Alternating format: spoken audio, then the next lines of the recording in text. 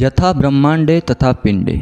इसका मतलब है कि जो भी कुछ यूनिवर्स में है वो सब हमारे अंदर मौजूद है, बल्कि हम अपने आप में एक यूनिवर्स हैं। जी हाँ, हम जो चाहे वो पा सकते हैं और जैसा चाहे वैसा बन सकते हैं। कैसे, मैं समझाता हूँ।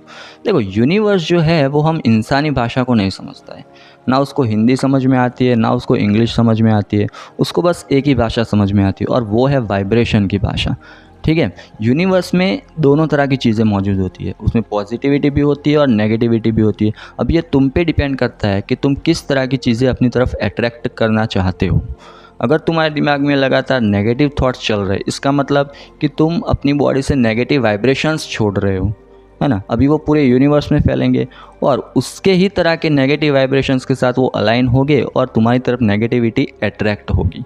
अगर तुम चाहते हो कि तुम्हारे साथ सब कुछ अच्छा हो तो तुम्हें पॉजिटिव सोचना पड़ेगा।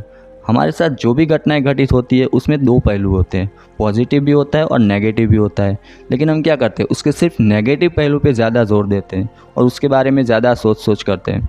ठीक है। इस वजह से क्या होता है कि ज़्यादा से ज़्यादा नेगेटिव चीज़ें हमारे साथ होती रहती है। समझ रहे हो बात को। तो अब से तुम्हें क्या करना है कि जो भी घटनाएं हमारे साथ घटती है तो उसमें हमें सिर्फ उसके पॉजिटिव पहलू पे ज़्यादा फोकस करना है। इससे क्या होगा कि तुम्हारे अंदर से पॉजिटिव वाइब्रेशंस रिलीज़ होंगे। ठीक है। वो पूरे यूनिवर्स में फैलेंगे और अपनी तरह के दूसरे पॉजिटिव वाइब्रेशंस के साथ वो अलाइन हो गए और पॉजिटिविटी तुम्हारी तरफ अपने आप अट्रैक्ट होती रहेगी। ठीक है। So the point is that कि अच्छा सोचो। ठीक है। जैसा सोचोगे वैसा तुम्हारे साथ होगा।